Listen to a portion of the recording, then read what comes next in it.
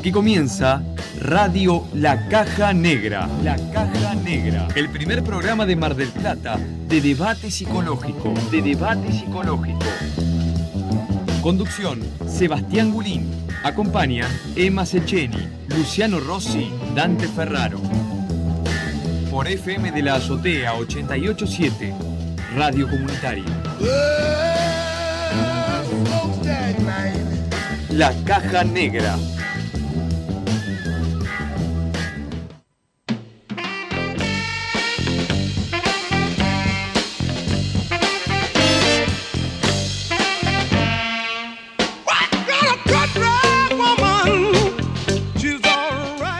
Buenas noches, bienvenidos al 12º programa de La Caja Negra, Radio de Psicología, un programa hecho en Mar del Plata por estudiantes, que de a poco va tomando forma y presencia gracias a ustedes que están del otro lado y lo comentan y difunden para que pueda llegar a cada vez más gente. Mi nombre es Sebastián, está acá al lado mío Dante, Emma y Lucho, y bueno, hoy vamos a tener un programa especial porque no nos vamos a dedicar a lo más estructural de la psicología, sino que bueno, vamos a indagar un poco, a explorar lo que es la educación pública hoy en día y la subjetividad de los pibes. Nos pareció importante hacer esto porque hay mucha incertidumbre y desconcierto con el tema en general. A la que vamos a entrevistar es a Silvia Duchaski. Ella escribió un libro junto a una colega que se llama Chicos en Banda, muy conocido, que personalmente lo tuve que leer en la facu y nos gustó a todos mucho. Yo empecé a leerlo obligado, como les decía, por la facu, pero cuando vi los relatos crudos que había en el libro, la forma en que lo comentaban, en que los leían, en que los interpretaban, me entusiasmé y me lo leí todo en una noche, así que estoy muy entusiasmado con esta entrevista. No sé si uno de ustedes quiere decir algo al respecto. Sí, lo mismo que vos, Seba. Cuando tenemos que leer el texto, un texto central de la cátedra de problemas sociales, me encontré con un texto que estaba escrito, que tenía una fuerza vital, estaba escrito de una manera con vida, no sé cómo decirlo, no era sociología de escritorio, a eso me refiero. Resaltaba el resto de los textos. Realmente me llamó mucho la atención, un gran placer tenerla como entrevistada ahora. No solamente vamos a hablar de la juventud, que es el texto que estamos comentando, sino también de educación. Habla de una pedagogía que resuena mucho a Paulo Freire, una psicología de la creación, de dar la palabra al otro, ¿sí? Esto, nada más. Antes de Emma, no sé si quieren... Sí, a mí también me llama mucho la atención. Bueno, lo mismo, es licenciada en Ciencias de la Educación y en realidad pensaba por ahí en el discurso social sobre la educación, como que socialmente todo el mundo tiene una postura tomada. La mayoría por ahí se escuchan muchas frases hechas y me parece que la perspectiva por ahí de Duchaski como que abre un poco el panorama, permite problematizar desde otro lado y de esta manera emergen cosas diferentes realmente. Dante. Bueno, sí, más o menos lo mismo que ustedes. La conocí leyendo el libro de Chicos en Banda. Me pareció muy interesante porque aparte escribe muy lindo, sí, junto con la colega. Y bueno, me empezó a atrapar un poco y ya investigando un poco para la radio, vi que tiene un pensamiento muy abierto, unas críticas muy interesantes, una forma de problematizar las situaciones muy interesante. Así que tengo muchas dudas y sobre todo quiero ver un poco, tratar de articular lo que es la psicología con la educación y la subjetividad de los chicos hoy en día. Recordemos que Chicos en Banda es un texto que se terminó, me parece, de editar y desarrollar en el 2000... Sí, 2002 más o menos. Y trata sobre lo que sería los barrios bajos y las escuelas que se encuentran en Córdoba. Y bueno, es muy interesante. Yo acá tengo un fragmento para que escuchen los que no lo leyeron, muy crudo, que habla del bautismo de los chicos de la calle, que es para entrar en esta especie de pandillas. Dice, los chicos tienen entre 10 y 13 años y el que comienza está hablando un testimonio, está hablando de una persona que le hicieron la entrevista a las investigadoras. Los chicos tienen entre 10 y 13 años y el que comienza es el más grande del grupo que ya ha estado varias veces preso. Cuando llega la noche nos vamos detrás del cañaveral y allí se lo cogen al que habían bautizado para que si llega a caer en los reformatorios no hable cuando le pase algo así. Después se lo saca se lo saca al centro y allí se lo deja para que haga el primer choreo. Así está plagado de testimonios el libro, es muy crudo, a mí me gustó mucho, te muestra la realidad desnuda y me impactó bastante. Así que bueno, eso es un placer charlar con ella. Vamos al pequeño cortecito y una entrevista en profundidad con Silvia Duchaski.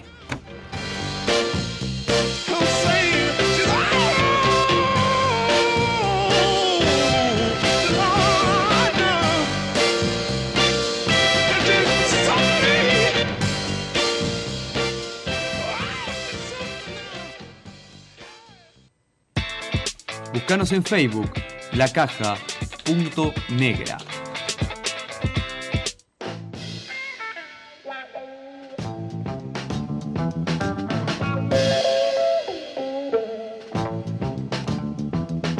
If you're a long way from home, can't sleep at night, grab your telephone. Bueno, seguimos ahora en el segundo bloque de La Caja Negra Radio Psicología. Recuerden seguirnos en el Face con el mismo nombre. Estamos ya en línea con Silvia Duchaski. Para resumir, ¿se acuerdan que a nosotros nos gusta molestar mucho con los currículum? Pero es licenciada en Ciencias de la Educación y magíster en Sociología de la Cultura y Análisis Cultural, y actualmente es investigadora importante en Educación en Flaxo. ¿Qué tal, Silvia? Buenas noches, ¿cómo estás? Hola, ¿cómo están? Disculpen que no pude llegar, pero bueno, vamos a hacer algo lo más físico posible en la virtualidad del teléfono. Nos dejaste como chicos en banda acá. No, bueno, pero viste que hay algo de la banda que tiene que ver con la fraternidad. Tal vez podemos crear algo de esto por teléfono y en otra oportunidad personalmente. Bueno, Silvia, a ver, me bajas un poco el retorno. Ahí está. ¿Me escuchás, Silvia? Sí, te escucho. Ah, bueno. Sí, para entrar un poquito en el tema, queríamos saber, a ver, en Los Chicos en Banda, que a nosotros nos llegó mucho, nos impactó mucho el texto y nos entusiasmó. Queríamos saber más o menos con qué expectativa fuiste a hacer la investigación y después qué cambió en tu sistema, en tus creencias que tenías en esas expectativas después de hacer la investigación. Mira, Chicos en Banda ya tiene muchos años. Creo que el 2004 lo escribimos con Cristina Corea, que lamentablemente, murió en un accidente con Ignacio Leucowicz, y es una pérdida importante, no solo afectiva, sino también para el pensamiento, así que no puedo hablar en nombre de ella, pero sí quiero recordar que eso no lo pensé sola. Uh-huh. Tiene muchos años, después de eso han ocurrido muchas cosas. Ese libro nació post-2001 y de alguna manera nosotros llegamos a la escuela, o en particular yo, que en ese momento estaba más tomada por las representaciones académicas que Cristina, que en eso me llevaba varias leguas de distancia, de la cual aprendí mucho.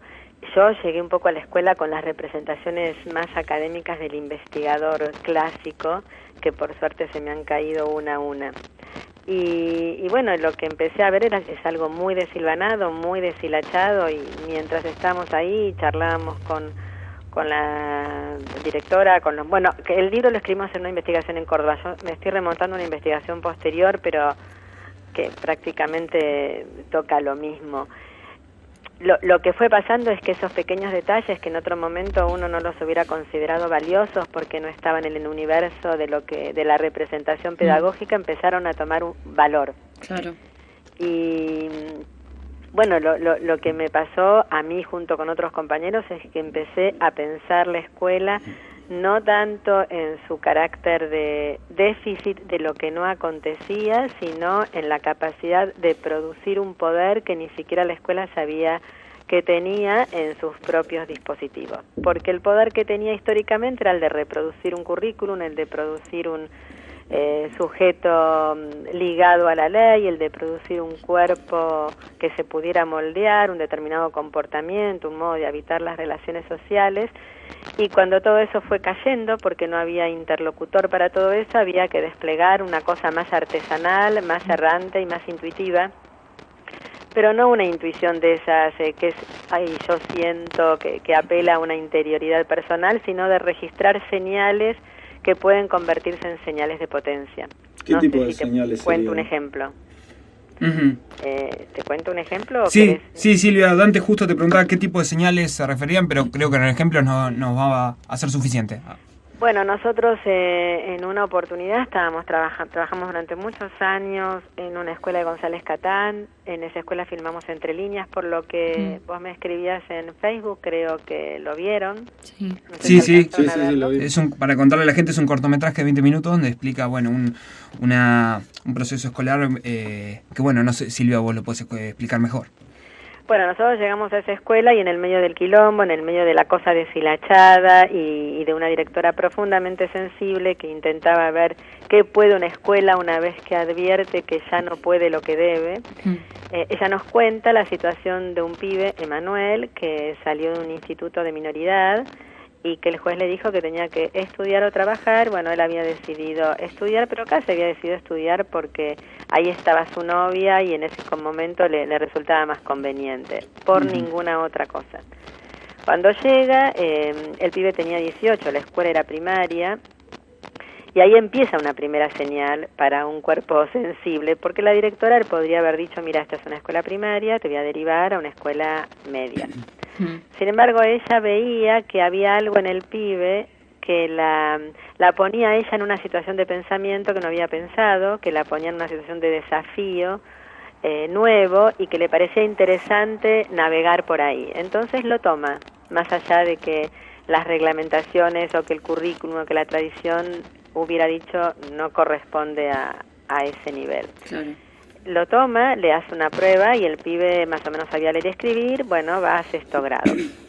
Empieza a hacer quilombo, como ella dice en el video, lo que él sabe hacer muy bien, que es provocar, hostigar, poner a prueba al otro. Todo esto lo digo sin ninguna apreciación moral, solamente es la descripción de un modo de vida que cuando está en la escuela no tiene por qué interrumpirse según la lógica del pibe. Bueno, esto atemoriza a la maestra, no hay manera de que el pibe pueda funcionar sentado 4 horas mirando un pizarrón, y de alguna manera es esperable, porque imagínate la violencia de ese cuerpo que atravesó situaciones duras, hostiles en la calle, en el Instituto de Minoridad, tener que bancarse 4 horas sentado como si fuese el cuerpo de un niño de la década del 50. Sí. Entonces, bueno, claro, toda su adrenalina y todo lo que él había percibido y toda la información que portaba ese cuerpo no le permitían quedarse quieto, tal cual la escuela seguía esperando, a pesar de todos los ecos del 2001 y en contextos como el conurbano bonaerense. Entonces, en un momento, nosotros dijimos, a ver, ¿cuál es la señal que veíamos en Emanuel? Para contestar lo de las señales de potencia. El pibe tenía una gran capacidad para poder sortear situaciones de desafío, como las que tuvo que pasar en la calle y en condiciones sumamente heavy de ese tránsito por el Instituto de Minoridad. A su vez tenía una capacidad de liderazgo enorme, una capacidad de formar grupo, de formar banda, de hacer de cualquier cosa un intercambio comercial informal y poder agarrarse de algún dinero. Era un buscavida. Sí, un pibe que estaba en el mundo, claro, como todos, y que al estar en el mundo tienen información en esos cuerpos, información en el sentido de por acá voy, por acá no voy, esto claro, me puede lastimar, esto requiere de que yo sea hostil, esto requiere de que yo sea oportuno, calculador, bueno. Entonces le propusimos si él quería coordinar un taller de alfabetización para sus amigos que no sabían leer y escribir. Señales de potencia es eso, es preguntarse, ¿qué veo en esta situación, en este pibe o en estos pibes, de lo que me pueda tomar para activar alguna cosa que aloje toda esa, yo digo información no como datos, sino toda esa energía o toda esa intensidad de cosa que está corporizada, pero a su vez implica un desafío también para ellos y para nosotros. Claro. Entonces, bueno, eso funcionó durante 8 meses, por supuesto con dificultades, había que retomar cada vez, pero bueno, la película lo relata bien. Señales de potencia es intuir que en ese lenguaje, en ese modo de decir, aún en esa hostilidad, hay algo de lo que nos podemos tomar para probar alguna forma de intercambio que va a ser siempre una prueba. Qué interesante eso, porque el discurso siempre hace más hincapié en el déficit, como decías vos. Exacto, lo que pasa... Otra perspectiva es novedosa, digamos, esta perspectiva que estás proponiendo. Digamos, lo que pasa es que el discurso del déficit es el discurso que trata lo que no sabe como algo familiar. Trata de ubicarlo en alguna coordenada familiar porque no tolera pensar lo que no sabe. O sea, con las categorías antiguas de pensamiento. Exactamente. Entonces, como eso extraño no se comporta como espero, en vez de probar y merodear distintas maneras de encontrar alguna potencia en la relación con esa cosa, lo que hago es incluirlo, hacerlo familiar. Y lo vuelvo familiar como patología, como déficit.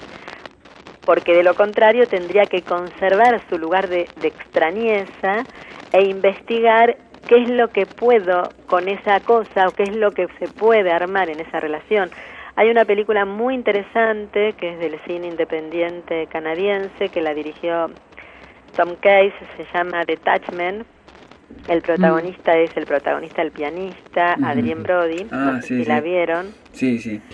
Bueno, esa peli retrata la experiencia de un maestro de los suburbios de Nueva York. La tuve que interrumpir la película porque era muy cruda.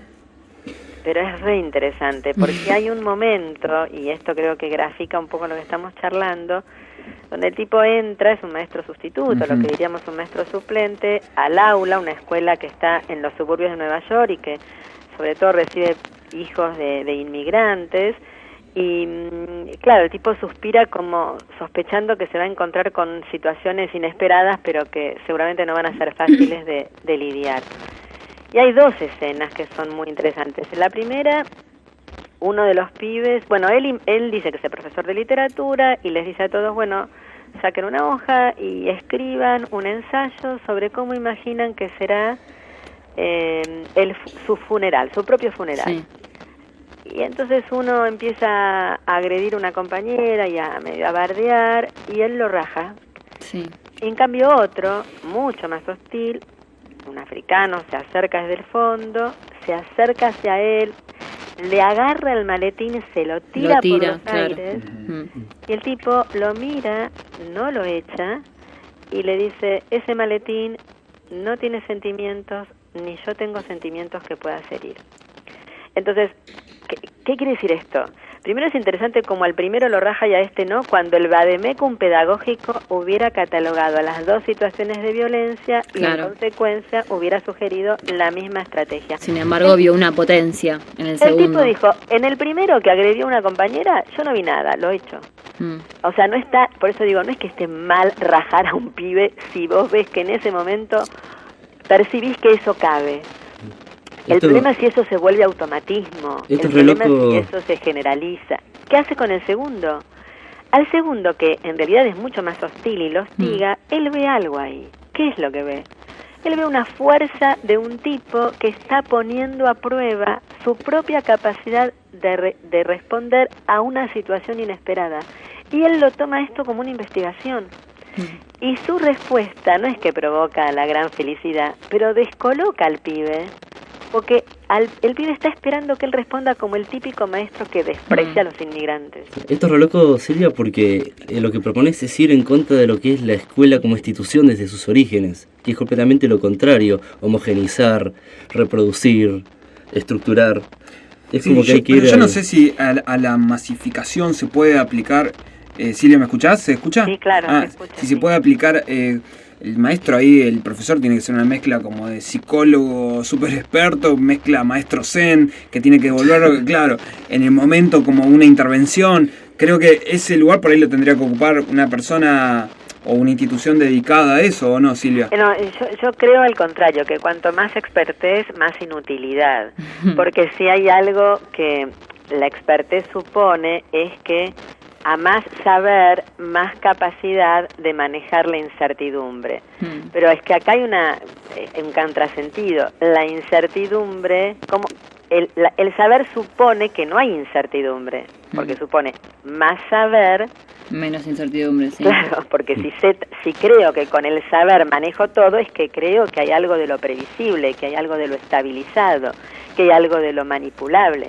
Y justamente la incertidumbre o los imprevistos o las irrupciones lo que necesitan es un entrenamiento, pero no individual, un entrenamiento, te diría, colectivo de las capacidades de registro, de percepción y de investigación. Lo que necesitan es de un maestro investigador, no un maestro psicólogo, no un maestro zen, un maestro investigador. Lo que pasa es que el maestro investigador no puede ser un solitario.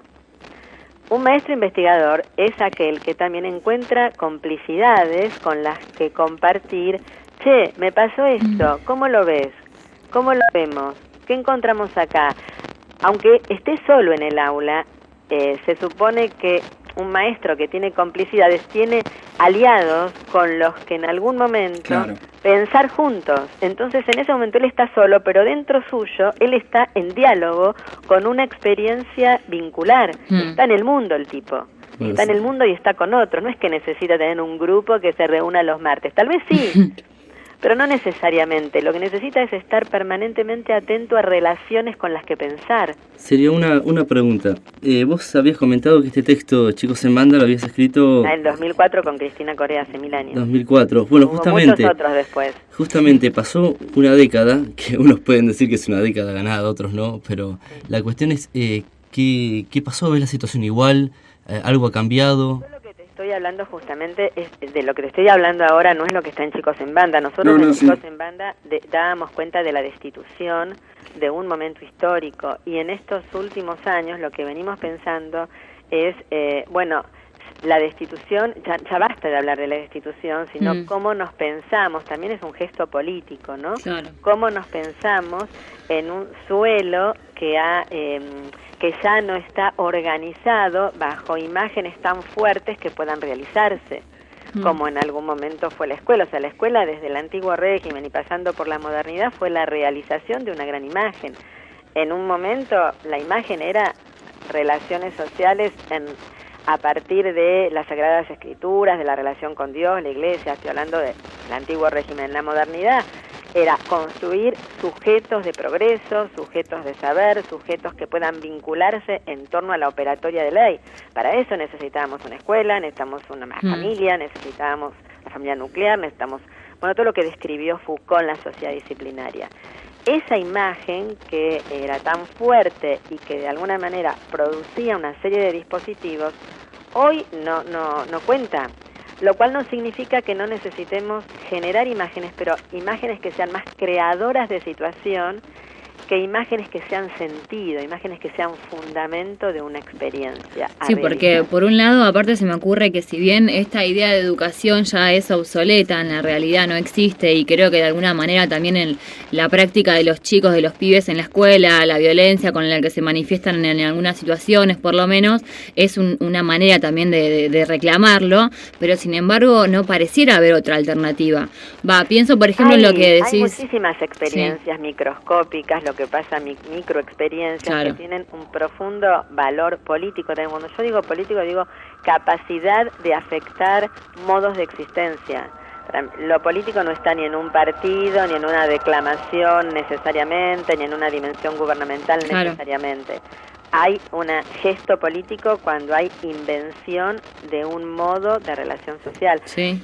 En Rosario, hace poco estuve en una escuela de autogestión de un barrio Villa Alberdi periférica. La escuela se llama Ética y era muy impresionante la experiencia de esa escuela. Esa es una escuela de nivel medio, digamos, de autogestión. ¿A qué se llama autogestión, Silvia? Autogestión es que ellos no responden, no es una escuela estatal, no es una escuela de gestión privada, es una escuela de gestión colectiva, de gestión social. No tienen directivos, funcionan con asambleas, profesores, reciben gente de lo que de 12, 14 años a 50 y pico o más. Y lo interesante son varias cosas. Primero, que tiene 5 años de funcionamiento, recién tuvo reconocimiento oficial hace muy poquito, y durante todos estos años jamás ha faltado ningún pibe, jamás. Mirá. En un momento me invitan a hacer la presentación del libro Desarmando Escuelas, y lo organizamos en un lugar que ellos también gestionan, el movimiento Giros, que es uno de los movimientos que impulsó la creación de esta escuela, en el medio de una lucha por evitar la construcción inmobiliaria que estaba arrasando con todas las casas del territorio. En el medio de esa lucha surge la escuela, no es que surge por una mente iluminada. Entonces, cuando presentamos el libro, lo presentamos, o sea, los chicos lo leyeron, los estudiantes, no quiero decir alumnos, y entonces en la mesa estaban ellos y estaba yo, en la misma condición para discutir un texto. Y uno de los pibes, 12 años, que en la escuela común era considerado deficiente, le hubieran dado Ritalina si hubieran podido, déficit de atención, fracaso escolar y todas las rótulos que ya sabemos, dijo algo que en realidad lo dijo Rancière en El maestro ignorante, filósofo francés que escribió El maestro ignorante hace unos años. Y el pibe dijo esto, dijo, en la escuela de directores, porque él quería distinguir, escuela que iba antes de la que voy ahora, lo único que les importaba era lo que nosotros supiéramos. Y acá lo que nos importa es que todos somos capaces de saber. Este pibe, esa reflexión, no es que el pibe es un iluminado, sino que participa de una experiencia educativa, de una experiencia social, donde es posible activar nuevas imágenes de estar en el mundo. Claro. Eso para mí tiene que ver con pensar la educación, es decir, cómo aprovechar ese momento para activar nuevos poderes y nuevas imágenes que son nuevas existencias, no son simplemente lucubraciones delirantes. Cuando el pibe dice todos somos capaces de saber, él eso lo dice porque eso se encarna en una experiencia donde todos los días se pone a prueba. No es porque a él se le ocurrió sentado, no sé, fumando un porro, mirando, no. Sí, porque pensaba también que esto entra bastante, digamos, en contradicción, en realidad sería como el antagonismo de este concepto de nuda vida que vos señalás en el texto, ¿no es cierto? Como esta imposibilidad de los pibes de poder justamente dar cuenta de su potencial, como un excluido que ya no tiene más nada, del que no se puede esperar nada. Yo también pienso que bastante parecido a la nuda vida, podemos ser cualquiera de nosotros metidos en la lógica inercial del consumo de capacitación, de repetir repertorios que no tienen ninguna validez, de maestros que se dopan con un montón de antidepresivos porque no saben cómo bancarse esa situación que objetivamente es compleja, las licencias psiquiátricas, o sea, el adormecimiento y quedar capturados en una lógica de adormecimiento, por más que vivas en un nivel medio o... Esto me hace pensar podría parecer bastante. Permiso, pero justo hablando del tema de los profesores, Silvia, que lo que vos planteás de las señales de potencia y eso, estaría bueno en un trabajo más intensivo, donde también sea más remunerado su trabajo, donde tengan menos pibes a cargo, donde tengan más posibilidades, más cosas concretas para poder hacer, pero siendo la situación real que es hoy, que están desfinanciadas las escuelas, que ya sabemos cómo es la situación, ¿qué recomendación le das a los profesores? Mira, es verdad lo que decís, pero eso es una cosa que también está muy remanida, porque por supuesto que cualquier trabajo merece estar mejor remunerado, y si bien hoy los docentes no son los docentes de hace o de otro momento histórico, digamos, hay en algunas jurisdicciones los sueldos docentes no son de los más bajos. No obstante, coincido con vos que ese no es un tema menor, pero eso tampoco es garantía de un proyecto vital. Porque lo que yo te cuento de la Escuela Ética de Rosario, que se llama Ética, se llama Escuela, Territorio, Insurgencia, Camino, Andado, tiene todo ese nombre largo. Los profesores no, es más... Lo buscaron a propósito para que quede como ética.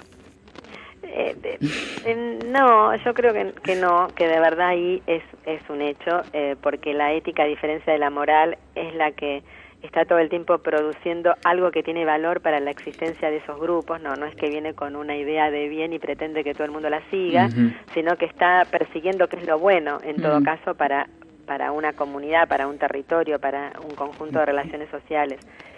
Entonces me parece que ahí no es retórica, ahí, aunque tenga este sonido muy pretencioso, que lo tiene, me parece que ahí es real.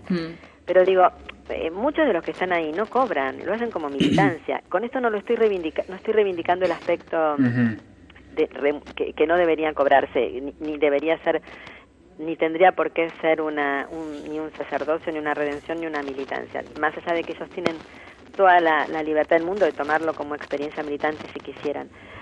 Pero no voy a eso. Lo que quiero decir es que hay algo más para pensar, porque el solo hecho de ganar más, si yo no considero que ahí hay un territorio vital, y vital no significa que esté todo genial, sino que haya cosas que se mueven de la cual yo puedo extraer algo. Por ejemplo, en Detachment vos me podés decir, ¿y qué tiene de vital que venga el flaco y me tire el revólver? Sí, tiene de vital si es que vos ves ahí que hay una fuerza que está poniendo algo a prueba y a vos te interesa desafiar esa prueba. Claro que tirar el maletín en sí mismo no, pero si vos podés ver ahí que la cosa no se encierra en el maletín, sino que hay una fuerza que se comporta de ese modo porque también ha aprendido que esa dureza le permite seguir viviendo, pero vos podés extraer otra cosa, entonces es vital. Sí. Entonces me parece que la cuestión no pasa simplemente por repetir todo el tiempo lo que nadie va a discutir, que es que la gente tiene que ganar bien, y eso nadie lo va a discutir, sino que me parece que la escuela debería, no me gusta la palabra debería, pero que sería interesante que se piense como un laboratorio de investigación de formas de intercambio social, porque es uno de los pocos terrenos donde todos los días, con todos los quilombos que haya, se reúnen pibes, van y vienen, pero van, y docentes. Se reúne gente. Todo es un lugar que concentra presencias permanentes. ¿Cómo sería eso más específicamente? Primero sería tener una relación de interrogación con lo que uno vive. Estar en un lugar no solamente porque me pagan, sino porque me despierta la curiosidad de poner a prueba un poder de pensar, un poder de armar, un poder de registrar, un poder de generar situaciones nuevas. No nuevas como novedad, porque el mercado tiene todo el tiempo la discusión, el discurso de lo nuevo, sino nuevas en el sentido que viene a introducir algo entre nosotros que no lo habíamos sentido, no lo habíamos pensado, no lo habíamos experimentado. Claro, esto sería más la institución de la inmanencia que vos señalás. Seguro. En contra, digamos, de la institución más trascendente, que por ahí es la más tradicional, la que ya tiene un objetivo prefijado, la que tiene un ideal, ¿no es cierto? Silvia, y a los colegios, en el rol del psicólogo, en el rol del psicólogo educacional, ¿qué le recomendarías según esta idea del colegio como la inmanencia? Lo que pasa, a ver, tocas un punto, más que ustedes son psicólogos. No, estudiantes. Todavía no. Futuros. Peor, porque podemos decir cualquier cosa. Tal vez en cualquier cosa haya algo interesante. Es que yo no creo en los roles. Yo lo que creo es que cualquiera, psicólogo, no psicólogo, cualquiera puede convertirse en un pensador si sostiene la exigencia de seguir alguna pista de algo que le puede dar lugar a una experimentación. Y repito, esto no es en soledad, hay que generar dispositivos para eso. Yo lo llamo laboratorio, pero hay que generar grupos que piensen qué puede una escuela, que es una frase que había dicho esta directora de González Catán, y no que piense cómo reponemos lo que se perdió, cómo hacemos lo que debería ser, sino que descubra poderes que tal vez no han estado históricamente expresados, aunque sí tomamos algo de lo histórico, que es que nos encontramos en un lugar que ha tenido la capacidad de concentrar presencias todos los días. Entonces, yo no creo mucho en los roles, porque los roles es la asignación de una función, y el rol supone que alguien te dijo cómo debes comportarte en determinadas circunstancias, o en determinados ámbitos, o en determinados campos, la salud, la educación, etcétera.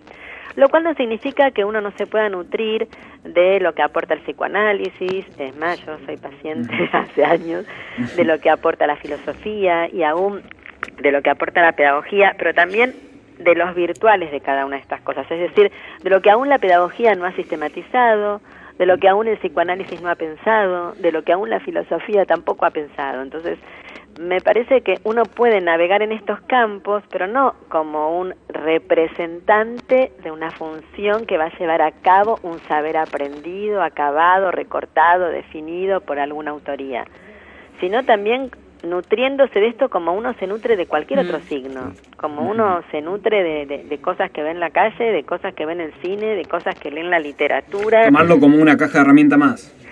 Sí, y de elementos que pueden aportar a una relación más activa con las cosas, si no, no sirve. Silvia, o sea, si yo pregunta. me convierto en un psicólogo pedorro de estos que repiten todo el tiempo el complejo de Edipo y que tratan de interpretar y de darle sentido a lo que dice el otro, no pasa nada. Sí, es la importancia también de darle lugar a los problemas, de poder generar preguntas, en este sentido por ahí más filosófico, como que surjan, o sea, darle lugar a lo emergente. Sí, leer signos. Leer signos significa, mira, hay una película que se llama Mi amigo Nietzsche, que yo se las iba a llegar, pero igual creo que está, y si no les voy a mandar el link. Es una película, es un corto brasilero donde... Sí, muy bueno el corto. ¿Lo viste? Sí, muy interesante. Bueno, el pibe cuando le va mal en la escuela Sí. y la maestra le dice, lee todo, pero lee todo para la maestra es leer, es entender lo que dice un autor, así ha considerado la lectura en la escuela. Y en verdad leer es justamente transitar lo inentendible. Leer no es comprender, leer es entrar en relación con algo que me lleve a otros mundos. Silvia, volviéndole un poco a los jóvenes, hay nuevas formas de... A ver, hay un nuevo entramado social que se ve entre los jóvenes. Me refiero a, desde el rap, con nuevas formas artísticas, a el tema de la delincuencia, la pandilla, que también lo comentabas en Chicos en Banda. Actualmente, ¿cómo se ha ese entretejido? Me refiero a la delincuencia como eje organizativo, como identificación. Y en ese sentido, ¿cómo lo Por eso pensás? la verdad que no quiero volverme opinóloga. No sabría qué decirte. Lo único que te puedo decir es casi como el sentido común, que hay algo de la violencia que hay que poder leerlo también en un entramado muy complejo donde los modos de vida pasan también por ver cómo sobrevivimos en un ámbito de absoluta hostilidad, donde no hay una cosa que sostenga y que garantice un modo de existencia, donde hay muchas cosas que se han roto y entonces hay una adrenalina y hay una ansiedad y hay un miedo a la existencia del otro y hay una necesidad de procurar la propia existencia a costa de lo que sea. Hay un autor que habla del empresario de sí mismo, incluso les recomiendo... Sí, lo entrevistamos acá a Emiliano Valente. Sí. Que hay en Anarquía Coronada, Lobo Suelto, que es un blog. Sí, hay un video muy interesante de él, una conferencia, donde él habla del empresario de sí mismo. Bueno, hay otros autores que también lo notan. Entonces, bueno, el empresario de sí mismo, una cosa es el empresario de sí mismo en determinados circuitos sociales, que por supuesto va a apelar a cualquier cosa, pero digamos dentro de los ciertos márgenes de, digamos, legitimidad consuetudinaria del neoliberalismo, no necesariamente legal. Y hay otros marcos donde, más que marcos, otros territorios donde el oportunismo o el ventajismo se va a dar con lo que se tenga a mano, y a veces eso también incluye hostilidad y muchas otras cosas. Entonces yo no quisiera caer como en esos discursos mediáticos sobre la violencia donde todo el tiempo hay como una especie de... es primero creer que todo es eso, y segundo es suponer que de lo que se trata es de expulsar ese elemento amenazante que siempre está en el otro, y ese otro resulta ser además negro y pobre. Claro. Hablando de expulsión, Silvia, vos hiciste el giro en tu libro, contás que en vez de definirlo como excluidos, justamente lo definís como expulsados, con la dinámica continua de cierta masa de pibes que están continuamente siendo expulsados del sistema, no como ciudadanos, sino como consumidores, o sea, al no tener plata. Libro fue escrito hace 10 años, no sé si hoy lo diría igual. ¿Cómo lo dirías hoy?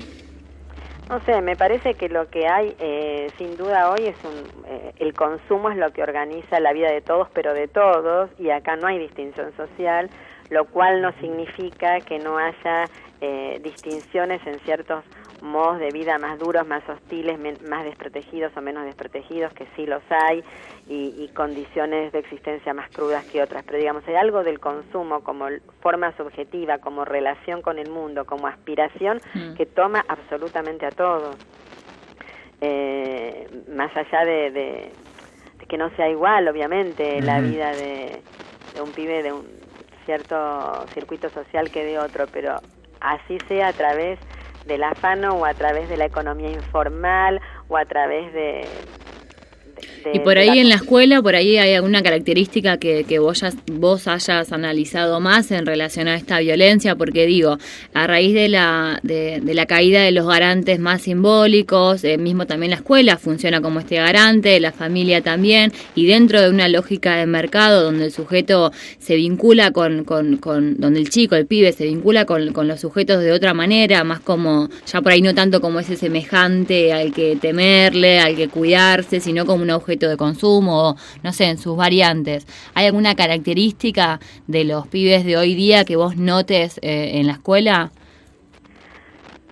Obviamente que los pibes se socializan en un mundo de la infoesfera, y eso hace que que su psiquismo sea absolutamente diferente del tipo que, si bien vive también en este tiempo, porta una memoria de otro tipo de socialización. Sin duda, sí. Hay algo de la atención múltiple, de la dispersión, de la percepción y de la atención que operan como reguladores mucho más eficaces que la conciencia, que el entendimiento, que la razón, que la lentitud y que un montón de cosas ligadas a un cuerpo que se sentaba miles de horas para escribir, pensar o relacionarse con los otros. Eso sin duda es así, pero la escuela no lo sabe leer porque lo lee como síndrome de déficit atencional, algo que en verdad tiene que ver con un efecto de una época donde la saturación de estímulos, la simultaneidad, la percepción y la atención regulan el modo de estar en el mundo, donde los pibes son más hijos de las tecnologías que de sus padres. Entonces, me parece que ahí hay algo para pensar que no fue pensado. Entonces, podría ser como la salida o el recurso por ahí de la escuela. Salida, no sé cuál es la salida, más que la puerta de mi casa me lleva a la calle, pero sí. Yo lo único que creo es que lo que hay son buenas preguntas y buenos problemas. Salidas, no sé, porque la salida supone que uno tiene algún lugar a donde ir. Y creo que ninguno de nosotros podría decir a dónde ir, y sería además montarnos en un imaginario que nos sacaría de la riqueza del mundo.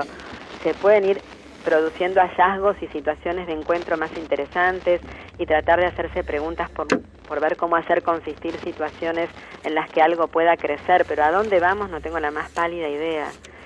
Solo puedo decirte que hay un mundo de cosas que no se están pensando, que el pibe es un consumidor por más que viva en un barrio pobre, porque hay una subjetividad y una percepción y una atención a permanentes estímulos visuales, auditivos y de conquista, digamos, de ese consumidor a través de la publicidad, etcétera, que eso existe, que ser consumidor no es ser pasivo tampoco, que hay una relación con las nuevas tecnologías que hace a ese cuerpo absolutamente otra cosa que el cuerpo moldeable, y que todo eso no es pensado, solamente se lo reduce a darle una netbook, que no está mal, pero eso no hace a la subjetividad mediática, o considerar un déficit a aquello que no sé pensar, que entre otras cosas es la dispersión de atención, pero son muchas otras cosas más. Sí, me tengo lenguaje. Tengo una pregunta, yendo más a un caso concreto. En Mar del Plata también se dio en Capital, que muchos secundarios fueron tomados por los estudiantes por las condiciones edilicias terribles, no solamente por el tema de los sueldos de los docentes que se comentaba anteriormente. Me gustaría pensar en esta lógica de las líneas de potencialidad, de lo creativo del estudiante. ¿Qué opinas vos y qué rol tendría que jugar el docente en esta situación de un grupo de estudiantes que realmente marcó toda la ciudad de Mar del Plata, que deciden tomar los colegios por las condiciones edilicias terribles que tienen actualmente? Mira, yo no puedo opinar de una situación que no viví porque sería como un poco pretencioso. A mí lo que me parece es que un maestro, tampoco sé lo que debería hacer porque tengo que estar en la situación para decir, si no es como demasiado omnipotente desde afuera decir cómo deben ser las cosas. En principio solo digo que un adulto tiene que acompañar, y acompañar no significa suscribir, pero tampoco significa despreciar. En principio tomar en serio lo que los pibes están haciendo y pensando. Y tomar en serio, vuelvo a decir, no significa ni suscribir ni despreciar, significa investigar con ellos qué hay ahí, qué puede haber ahí en esa experiencia de grupalidad, además de conquistar las cosas genuinas que solicitan. ¿A qué puede dar lugar esa experiencia de ser ocupa con K, esa experiencia de apropiarse de la escuela, esa experiencia de gestionar una organización, de tomar decisiones? ¿A qué cosas periféricas y laterales puede dar lugar, no solamente a la conquista de aquello que motivó esa decisión? Entonces, para mí acompañar es eso, es estar ahí pensando con ellos todo lo que se puede extraer de esa experiencia. Silvia, quizá antes de charlar con vos estuvimos discutiendo un poco el tema de las nuevas subjetividades, lo que preocupa a los profesores, lo que preocupa a los padres, y se habla mucho en la prensa, también en ambientes más científicos, de esta nueva generación que salió como, por decirlo, que tiene un problema con lo que se dice con los límites, que la investidura del profesor no es la misma, que la investidura del padre no es la misma, y lo que aparentemente falta o se dice es poner un poquito más de límite, de autoridad de los no en las nuevas generaciones. ¿Qué pensás de eso? Mira, primero, por supuesto que hay que repensar que no ese discurso así no me lo compro, no me dice nada. Me parece que siempre se perdieron los valores, siempre está puesto en lo que no hay, lo que pasa es que no hay, lo que pasa es porque no se pone. Me parece que cualquier discurso que arranque desde el déficit no está pensando nada. Deleuze llamaría falsos problemas. Deleuze dice que todo problema tiene la solución que se merece su formulación. Entonces, a mí, yo no te diría ni qué límite sí ni qué límite no. Obviamente que hay algo del orden de la regla de juego que es imprescindible. Lo que pasa es que una cosa son las reglas de juego y otra cosa es la pretensión de moldear ese cuerpo de niño como si ese niño fuera el niño moldeable, y no lo es, porque la lógica de ese niño moldeable a través de no, por ejemplo, tiene que ver también con un cuerpo que puede recibir eso. Ahora, un cuerpo que está en el mundo, te voy a dar un ejemplo muy concreto. En un jardín de infantes del conurbano entra un chiquito de 3, al toque lo empiezan a buscar, no lo encuentran por ningún lado. Bueno, finalmente van a la casa que vive a 15 cuadras, González Catán, La Matanza, barrio difícil, complejo, porque además como responde a un trazado más artesanal que a un planeamiento urbano, de pronto no te orientás tan sencillamente por las calles. Bueno, la cuestión es que van a la casa del pibe y el pibe estaba ahí, se había escapado del jardín. Entonces, ya eso, digamos, nosotros cuando planteamos cuál es el problema, los estudiantes que trabajan con nosotros nos dicen, bueno, el problema es porque el pibe dijo que estaba muy enojado porque la madre lo dijo así, me cagó a pedos porque aspiré. Entonces, cuando le preguntamos a la gente que laburaba con nosotros, los alumnos, cuál es el problema, te dicen violencia. Ahora, claro, te dicen violencia muy automáticamente, y tal vez la vieja lo único que hizo fue sacudirlo y decirle, te veo de nuevo con eso y te mato. Tal vez no, tal vez efectivamente una cosa violenta, pero no podemos tan rápidamente interpretar algo por esta frasecita, que además es una interpretación que nos deja a nosotros tranquilos y organiza las cosas. Bueno, veíamos que esa no era una buena formulación, porque las consecuencias eran previsibles. Mediación, psicólogo, psicopedagogo. Claro. Los problemas que tienen consecuencias previsibles no son buenos problemas. La otra cosa que decían, bueno, hay que hacer una reja más alta para que el pibe no se escape. Pero resulta que el pibe encuentra un hueco en la pared y se escapa por ahí.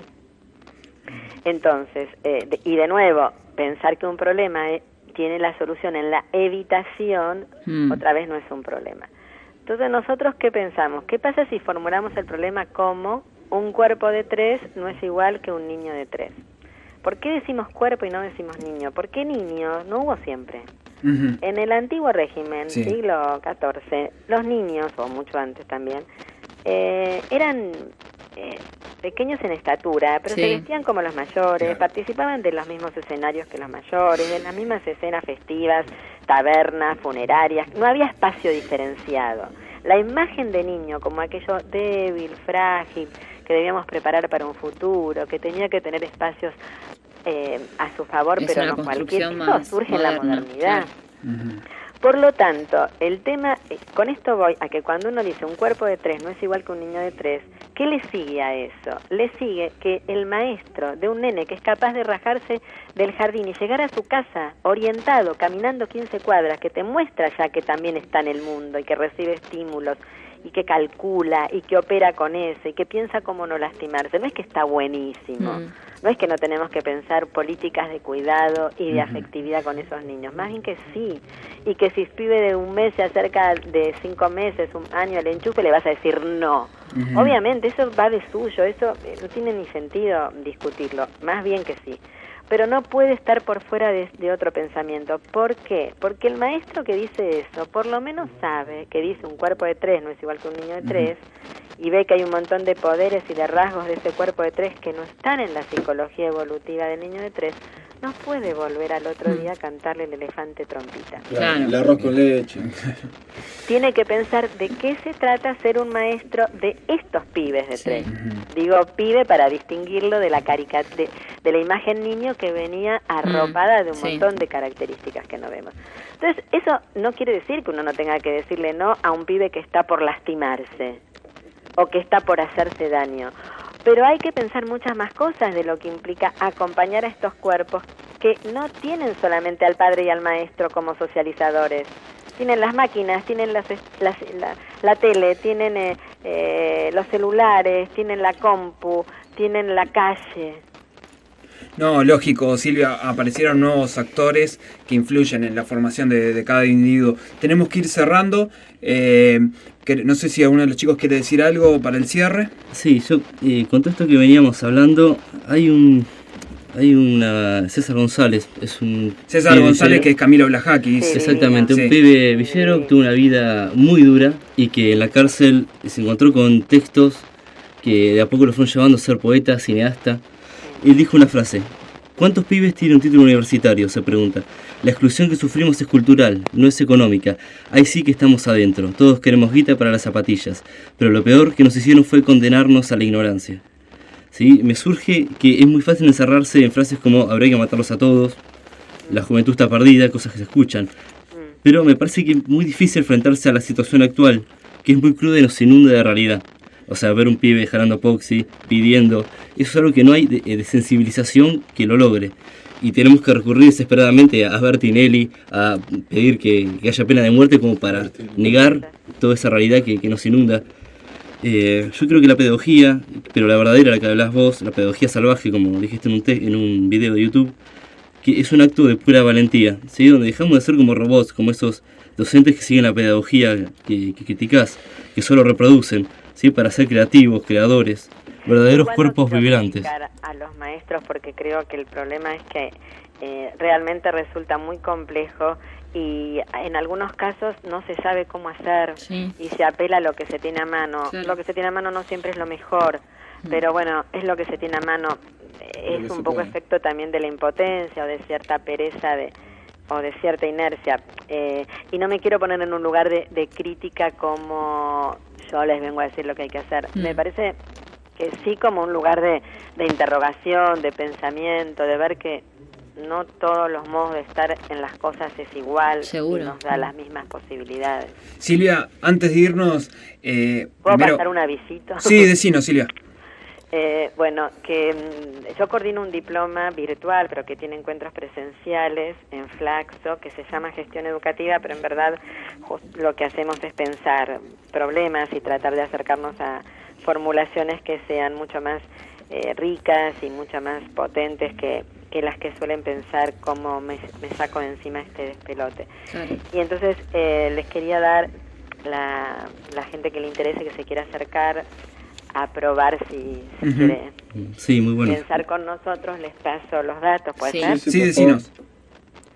Bueno, el diploma se llama Diploma en Gestión, Gestión Educativa, y la página de Flaxo es www.flaxo. Flaxo. Flaxo. F-L-A-C-S-O Sí. .org.ar. Flaxo.org.ar. Sí, que ahí Bien. busquen, una vez que estén en la página, pueden buscar gestión educativa y bueno, y va a aparecer toda la información. Buenísimo. Silvia, tenemos como un cierre, quédate escuchando un segundito. Dale. En uno de tus videos vi que salía mucho en las escuelas el tema del hip hop, el rap. Yo soy un fanático del hip hop, me encanta, y queríamos darle un cierre con una canción. Dale. Y mira, la voy a leer un poquito porque a veces con la música y eso no se entiende muy bien, así que la leo porque a mí me emociona. Bueno, dale. Silvia, antes te queremos pedir si nos haces un favor de decirnos para grabarlo, para ponerlo en distintos programas como un spot que diga Silvia, soy Silvia Duchaski y la caja negra no me enseña nada, así como un poco de humor, ¿te parece? Que lo diga que... Sí. Claro que lo digas ahora como... Soy Silvia Vos Duchaski y la caja negra no me enseña nada. Bueno, ¿lo digo ya? Dale. Ajá. Bueno, soy Silvia Duchaski y la caja negra no me enseña nada. Bien, Muchas gracias. Bueno, Silvia. ahora seguimos. A ver, este es el rap. Dice, nací con mucho esfuerzo. de parte de mi mamá. Dicen que estuvo unos meses internada en un hospital, sufriendo en una cama con riesgo de abortar, y con su vida en peligro quiso que naciera igual. Y me crié como un chico normal, de barrio bajo, me hacía falta la comida y a mis padres el trabajo. Ser chiquito y estar solo, sé lo que es eso. Iba a la escuela, sin abrigo, congelándome los huesos, sobreviviendo en el mundo al revés. Fui aprendiendo que la vida se va yendo, a medida que vas creciendo, y aprendí a valorar los momentos como oro. Los recuerdos que quedan son tus únicos tesoros. Sobreviviendo en el mundo nos criamos y nos marginan todos, y a nadie le importamos. Solo nos nombran cuando mal actuamos, cuando nos robamos, drogamos o matamos. Yo pienso, deberían dar otras opciones. Ya están llenos los penales de malandras y ladrones. En mi barrio se tendrían que formar profesionales, en lugar de que los chicos sean los criminales. Este es el mundo al revés donde yo vivo, donde la policía en lugar de cuidarnos nos inventan causas, donde los chicos no tienen infancia y trabajan en la calle o roban para comer y sobrevivir, donde los políticos nos quitan en lugar de ayudarnos, donde a nadie le importamos, donde nos olvidaron, donde para jueces y fiscales somos culpables hasta demostrar lo contrario. Pero después cuando nos hacemos como somos, se horrorizan y nos matan en la calle como a ratas y nos encierran de por vida. Bueno, era para terminar eso y ahora suena el rap completo. Gracias Silvia por escucharnos y por estar acá presente en esta entrevista. Bueno, suerte. Muchas gracias.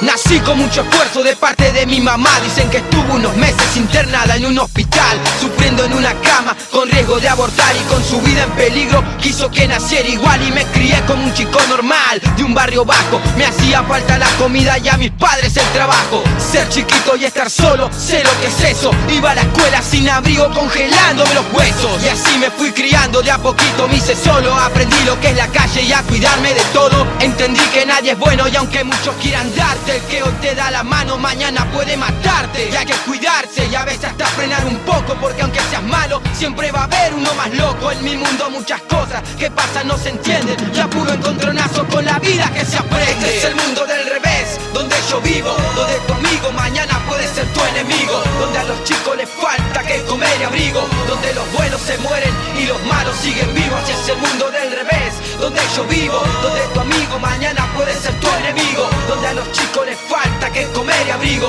donde los buenos se mueren y los malos siguen vivos. Conocí lo que es el dolor de tener que llorar, un amigo en un cajón, en otro lado con 14, son niños y se esconden. En cambio en mi mundo, en la calle te haces hombre. Tenés tu fierro y pa' fumar tu marihuana, tenés tus minas y te pasás un tiempo en cana. Por ahí tenés un hijo al que darle de comer, y está la policía que no te deja de joder.